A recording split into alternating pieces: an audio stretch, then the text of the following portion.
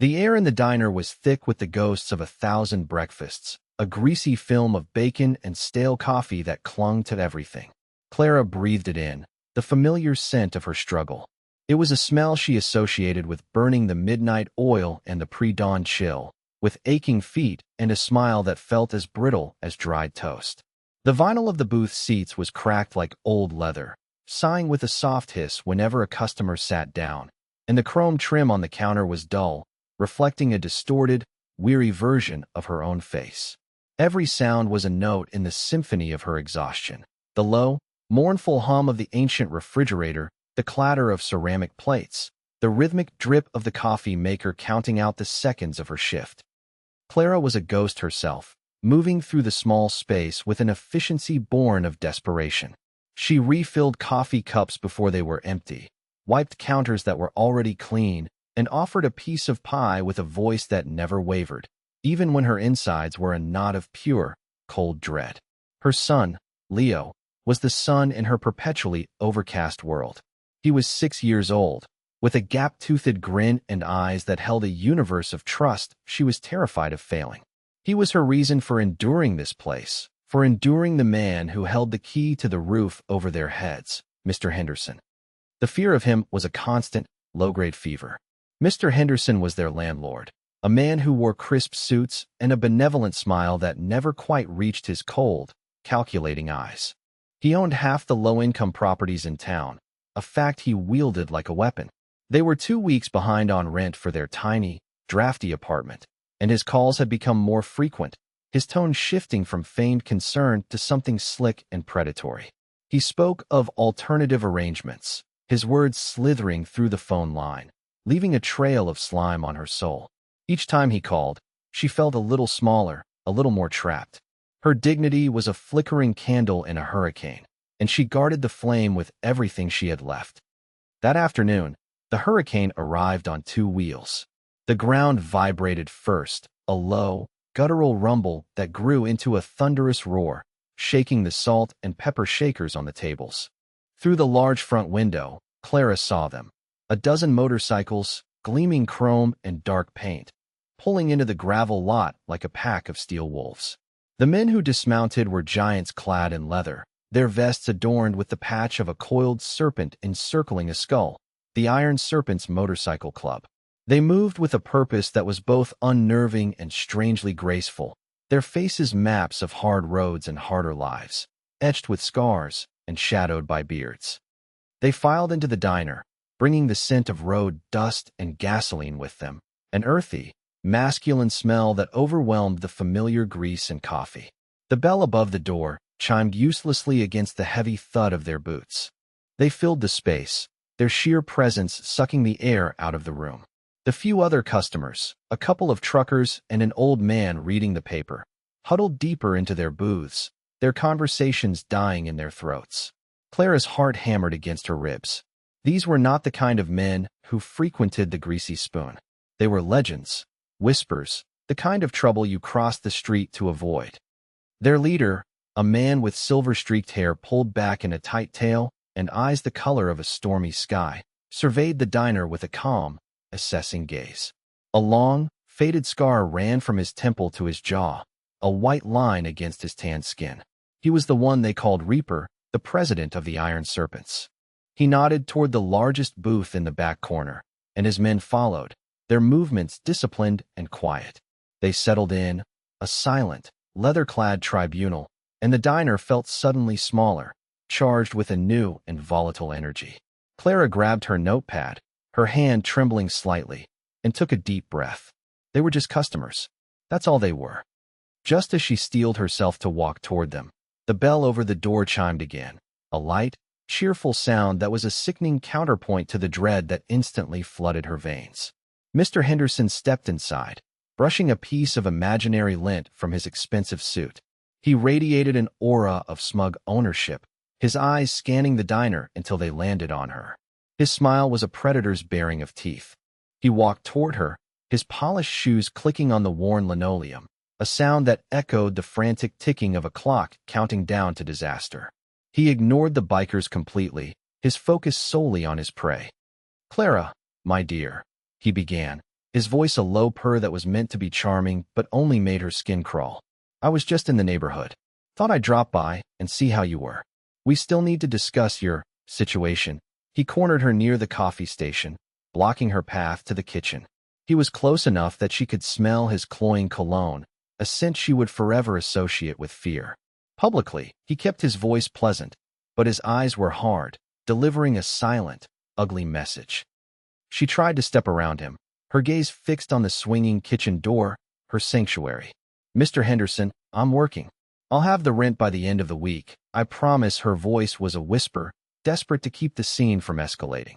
She was acutely aware of the room full of eyes, especially the silent, watchful ones in the back corner. He chuckled, a dry, dismissive sound. The end of the week isn't going to work for me, Clara. But you know that. He leaned in closer, his voice dropping so only she could hear. But like I said, there are other ways to be accommodating. A pretty girl like you shouldn't have to worry so much about money. He let his hand fall onto her arm, his fingers squeezing possessively. The touch was electric, a jolt of pure violation that made her flinch. Everything inside her screamed, but she was frozen, pinned by his power and her own desperation. Tears pricked at the corners of her eyes, hot and shameful. She felt the gaze of the entire diner on them, a weight of silent judgment. From the small playpen she'd set up near the kitchen, a tiny voice piped up. Mommy, is that man hurting you? It was Leo. He stood clutching the wooden railing of the pen, his small face wrinkled with confusion and fear. He had seen it. He had seen his mother's terror. That was the breaking point. The fragile dam of her composure shattered. Henderson's cruelty was one thing. For Leo to witness, it was an agony beyond bearing. Henderson shot an irritated glance toward the child. Keep your kid quiet, he hissed, his grip on her arm tightening. The mask of the respectable businessman had slipped, revealing the monster beneath. That was it. She couldn't let Leo see her crumble. She couldn't let this man win.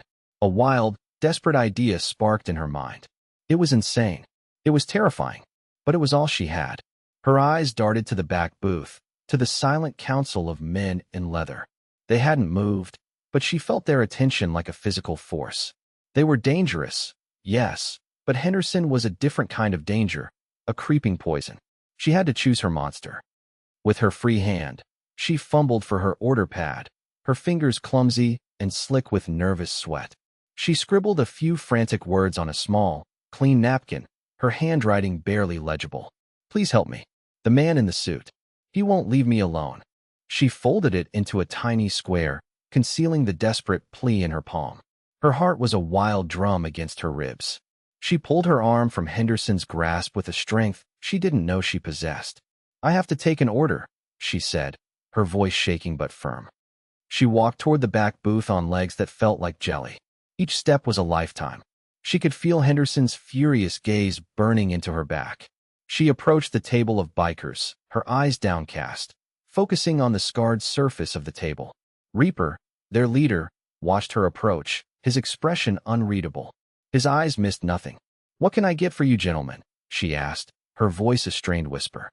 As they gave their orders, black coffee, steak, eggs, she placed water glasses in front of them. Her movements were stiff, robotic. When she reached Reaper, she let the folded napkin drop from her palm onto the table beside his glass. It was a tiny white square of surrender, of hope, of utter terror. She didn't look at him. She couldn't. She turned and walked away, feeling as though she'd just lit the fuse on a bomb. Reaper didn't react immediately. His gaze followed Clara as she retreated, then flicked to Henderson, who was now seething at a small table near the front. With a casual movement, Reaper slid the napkin off the table and into his hand, unfolding it below the tabletop. His eyes scanned the frantic scrawl. For a moment, he was perfectly still. Then, a subtle change occurred. The calm in his eyes hardened into something colder, sharper. It was the look of a predator that had just caught the scent of blood. He glanced at the man beside him, his sergeant-at-arms, a bear of a man called Deacon. He didn't show him the note. He didn't have to. A slight, almost imperceptible nod was all it took. The decision was made. Their code had been invoked. Deacon and another biker, a mountain of muscle and beard known as Grizz, pushed their chairs back. The sound scraped loudly in the tense silence of the diner. They rose not with aggression, but with a slow, deliberate gravity that was far more menacing. They moved like shadows detaching from a wall, their heavy boots making no sound. They didn't look at Henderson. They walked toward the counter, ostensibly to look at the pie selection in the glass case. But their path put them directly in Henderson's line of sight. Henderson, meanwhile, had gotten up and was stalking toward Clara again, his face flushed with anger at her defiance. "Don't you walk away from me," he snarled, his voice low and venomous. He reached for her again, but before his fingers could touch her, Grizz was there. He hadn't seemed to move quickly, yet he was suddenly a wall of black leather between Henderson and Clara. He didn't say a word. He just stood there, arms crossed over his massive chest, a silent, immovable object. Henderson stopped short, finally forced to acknowledge the bikers. "Excuse me," he said, puffing out his chest, trying to reclaim his authority. "This is a private conversation." Grizz just looked down at him, a slight, humorless smile playing on his lips. Deacon stepped up beside him. "Doesn't look private to us," Deacon said, his voice a low rumble. "Looks to us like you're harassing the lady. And we'd appreciate it if you'd stop." The shift in power was palpable. It was no longer just a desperate woman and her tormentor. The scales had tipped. The bikers had positioned themselves as her protectors, forming a physical and psychological barrier around her. She was, for that moment, under the protection of the iron serpents. The air crackled with unspoken violence.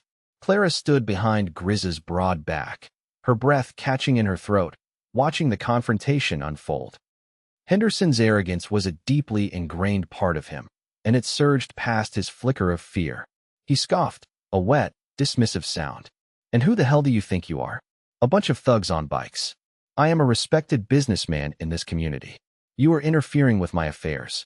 I will have the police here so fast your heads will spin. I'll have you arrested for harassment and assault." He jabbed a finger toward Grizz's chest, a foolish, theatrical gesture of defiance. He truly believed his money and his tailored suit made him untouchable. He was catastrophically wrong. Grizz didn't even flinch. He just stared at the offending finger until Henderson, unnerved, slowly lowered his hand. It was then that Reaper finally rose from the booth. He moved with a quiet authority that commanded the attention of the entire room. He walked over, not with the heavy tread of his men, but with a predator's silent grace. He stopped beside Deacon, his stormy eyes fixed on Henderson. The diner had become a courtroom, and he was the judge. "Calling the sheriff is a fine idea," Reaper said, his voice calm and dangerously level. It cut through the tension like a razor. "We encourage it." He paused, letting the statement hang in the air. "But you should know a few things first." He nodded toward another one of his men still at the table, a younger biker with a phone held discreetly in his hand. "Our prospect, Rabbit, has been recording a video on his phone ever since you put your hands on the lady for the second time. It's got some great audio, especially the part about alternative arrangements." Henderson's face went pale. The blood drained from it, leaving a pasty, slack-jawed mask of shock. Reaper then held up the small, crumpled napkin. "And then there's this. A note from the waitress. Seems to me like a clear cry for help. I imagine Sheriff Miller would find that very interesting." Reaper's smile was thin and cold. He pulled out his own phone, but he didn't dial 911. He held it to his ear. "Yeah, it's me," he said, his eyes never leaving Henderson. "I need the whole crew at the Greasy Spoon on Route 9. We have a problem that needs a community solution." The implied threat was suffocating. It wasn't just these few men. It was the entire club. Henderson, finally realizing the depth of the hole he had dug for himself, made a desperate, panicked move. He lunged, not at Reaper, but toward Clara, perhaps to snatch the napkin or to grab her as a shield. A final, pathetic attempt to regain control. It was a mistake. Grizz's arm shot out, not in a punch, but with an open palm that connected with Henderson's chest. The force was controlled, efficient, and utterly overwhelming.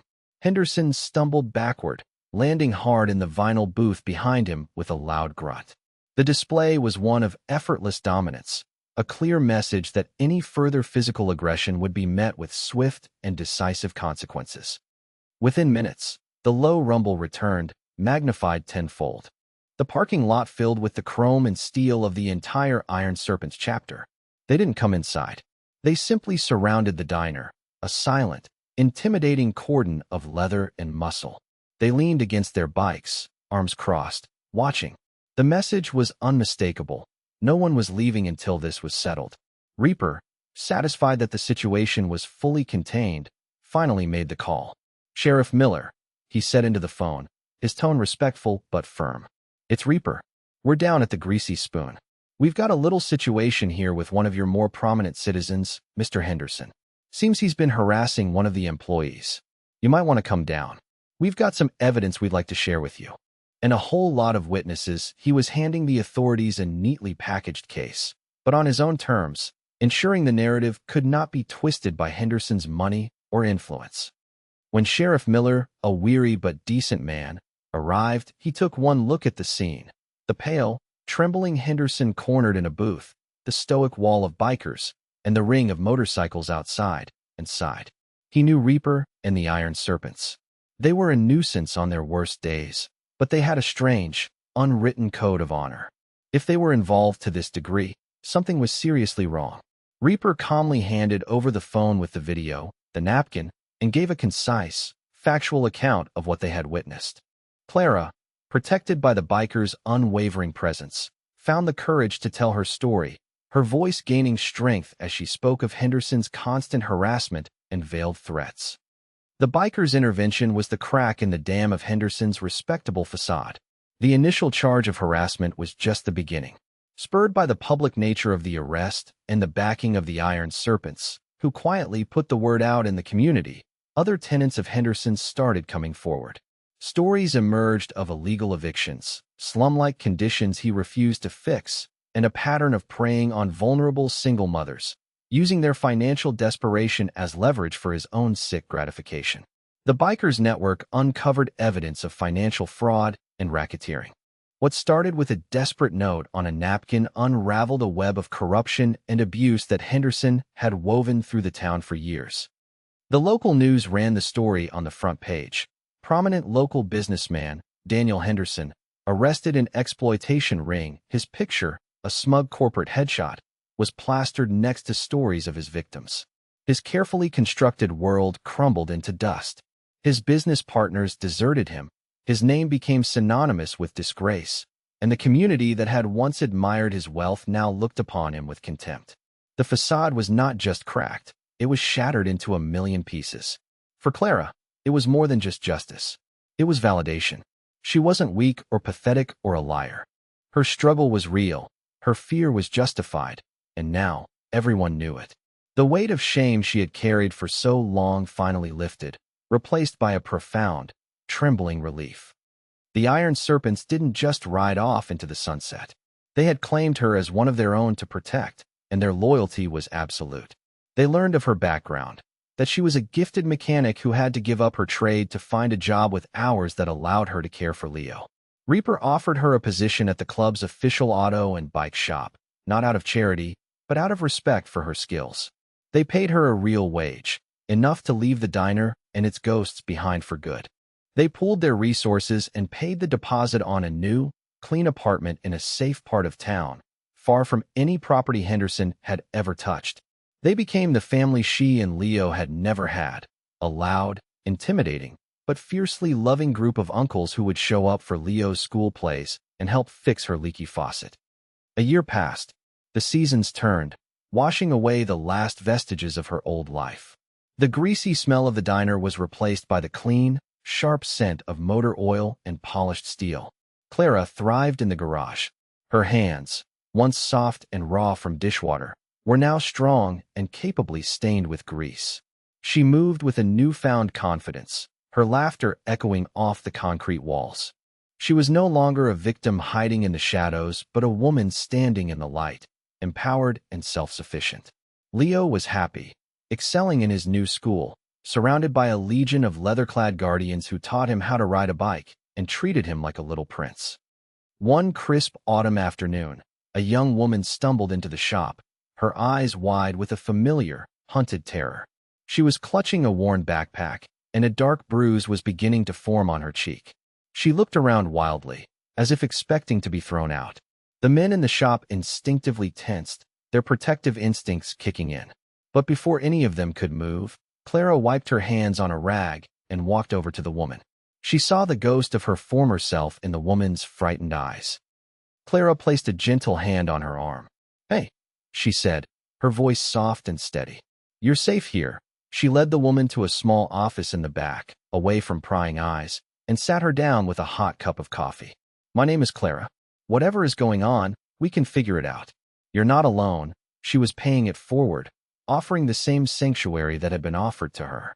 She was completing the circle, transforming her past pain into a source of strength for others. Reaper stood by the doorway, watching the exchange with a quiet pride. He turned to Deacon, who stood beside him. "See," he rumbled, a rare, genuine smile touching his lips. "Told you she had the heart of a serpent." Clara had learned a profound truth in the past year. Heroes didn't always come in shining armor or wear capes. Sometimes they wore scarred leather and rode machines of chrome and thunder. Sometimes, angels had tattoos, and their halos were the glint of the sun on a polished handlebar. Their code wasn't written in any book of law. It was forged in loyalty and sealed with honor. Later that evening, the club was having one of its family barbecues behind the shop. The air was filled with the savory smoke of grilling meat, the sound of laughter, and the low thrum of classic rock from a speaker. Leo was perched on Grizz's shoulders, squealing with delight as he was paraded around the yard. Clara stood by the fire pit, a bottle of beer in her hand, talking and laughing with the bikers' wives and girlfriends. She was home. She looked over at the line of motorcycles parked nearby, the setting sun glinting off the serpentine skull patch on the back of a leather vest. The image was no longer frightening. It was a symbol of safety, of brotherhood, of a strange and beautiful grace found in the most unlikely of places. It was the emblem of her saviors, her family.